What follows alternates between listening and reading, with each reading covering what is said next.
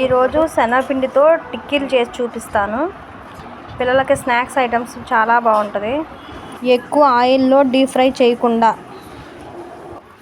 హెల్తీగా చేసుకోవచ్చు.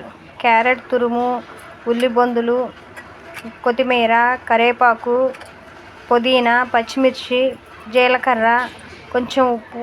పచ్చిమిర్చి కొంచెం వేసాను, అందుకే కొంచెం కారము, శనగపిండి కొంచెం ముద్దగా పకోడీ కలుపుకున్నట్టు కలుపుకోవాలి. పాన్ మీద కొంచెం నూనె వేసి టిక్కీలను సన్న సెగ మీద వేయించుకుంటే చాలా టేస్ట్గా ఉంటాయి.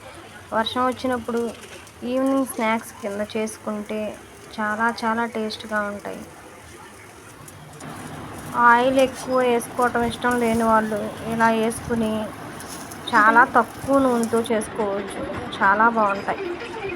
మా పాప తిని చూపిస్తుంది ఎలా ఉందో.